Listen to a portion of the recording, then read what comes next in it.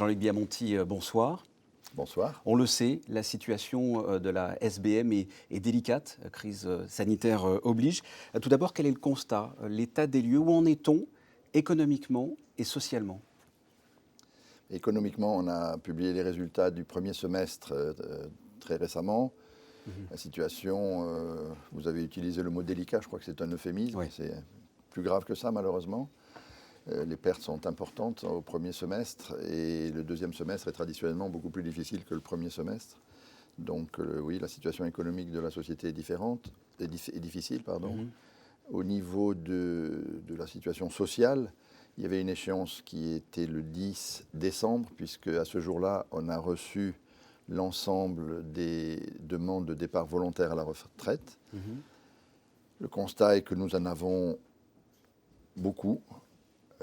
Ça s'explique en partie par le fait que la pyramide des âges de la société est assez âgée. Donc il y a beaucoup de gens, puisqu'on offre ce plan au-delà de 57 ans, il y a beaucoup de gens qui ont plus de 57 ans, et donc un certain nombre de gens qui l'ont accepté.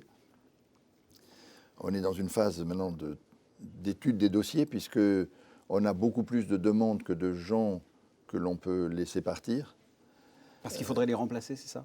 Exactement. Le plan est ouvert aux gens qui ont plus de 57 ans et que l'on ne remplace pas. Alors, on peut ne pas remplacer de deux façons. On peut ne pas remplacer parce que la personne part et elle n'est pas remplacée. Ou bien on peut ne pas la remplacer de façon indirecte. Et c'est la phase qui est en cours en ce moment, savoir qu'il y a une personne qui veut partir. Ce job doit être remplacé, doit être effectué par quelqu'un d'autre. Et on essaye de le faire remplir par quelqu'un qui était sur la liste des départs contraints.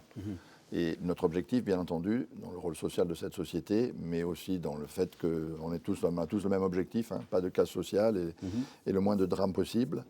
Et donc on est dans cette phase intérimaire on a accepté un certain nombre de départs volontaires, 189 pour être précis. Donc on a accepté 189 départs volontaires. Après les dépôts de dossiers du 10 décembre, c'est ça? C'est ça. D'accord. Donc il y a plus que 189, mais on en a déjà accepté 189 parce que ces 189, on est sûr de ne pas les remplacer de façon directe. Maintenant, on est dans une phase intérimaire où on va essayer de voir combien de jobs supplémentaires de postes supplémentaires on peut laisser partir et les remplacer par des personnes qui étaient en départ contraint. Et ça, je n'ai pas encore le résultat parce que ça se fait ligne par ligne, mais on espère bien réduire énormément le nombre de départs contraints. Alors je ne sais pas si l'image est bonne, mais il faut concrètement que combien de personnes quittent le navire pour que le bateau ne coule pas? On n'est pas parti sur un nombre de personnes. Donc je vais répondre à votre question, mais dans un autre sens. Et on a indiqué que nous ferons un plan d'économie de 25 millions. Il est indispensable. On ne peut pas ne pas le faire. On n'est pas en train de s'amuser, on est en train d'essayer de préparer la société pour les années à venir. Donc sur ces 25 millions, une partie, c'est effectivement de l'économie de personnel, sachant quand même que la première année, tous ces départs volontaires nous coûtent énormément, puisqu'il y a un package associé à ces départs pour motiver les gens à partir. Et donc ça a dans un premier temps un effet très pénalisant pour les comptes de la société. On s'y retrouve sur les années qui viennent ensuite, mais la première année, c'est beaucoup d'argent. Est-ce que vous êtes mis d'ailleurs d'accord avec les syndicats sur ces départs-là? Vous êtes en pleine négociation, vous avez déjà trouvé les accords? Sur les départs volontaires, c'est fini. Les accords sont trouvés puisqu'il y a beaucoup plus de gens qui veulent partir que de gens qu'on ne peut laisser partir. Donc le plan, contrairement à ce qui a peut-être été dit, n'était pas si mauvais que ça puisqu'il y a beaucoup de volontaires. Donc effectivement, peut-être je repars un tout petit peu en arrière. Au début du plan, et je crois qu'on s'était parlé à cette occasion-là, 3 volets dans le plan. Les départs volontaires, ça c'est fini. Les départs contraints en cours et des renégociations de certains aspects de certaines conventions. On n'est pas en train de dénoncer des conventions, on est en train de modifier quelques alinéas de certaines conventions. Donc les volontaires, c'est fini. Et il n'y a plus rien à négocier puisque les gens ont fait acte de candidature. En revanche, maintenant, on est dans cette phase d'intérimaire d'essayer de réduire le nombre de contraints, objectif fondamental, parce que moins il y a de contraints et plus je me sentirais bien personnellement. Et si on pouvait arriver à 0, j'en serais ravi, mais on n'en est pas là du tout.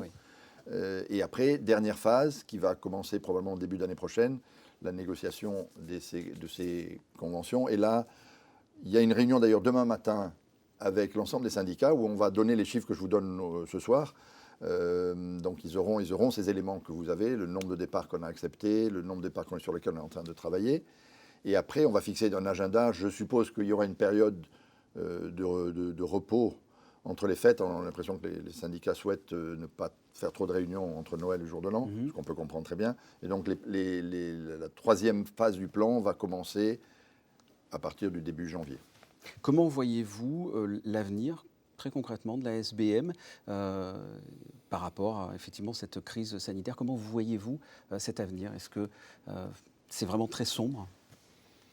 Et malheureusement, je n'ai pas de boule de cristal Ouais. et je ne peux pas vous dire quelle sera l'évolution de la situation sanitaire.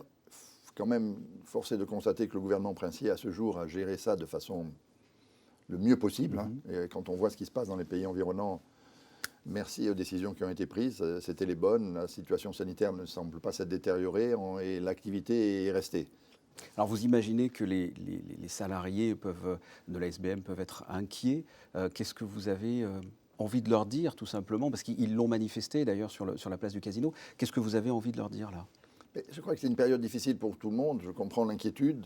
Sachez qu'au niveau du management, tout le monde travaille à fond pour minimiser l'impact de ce plan.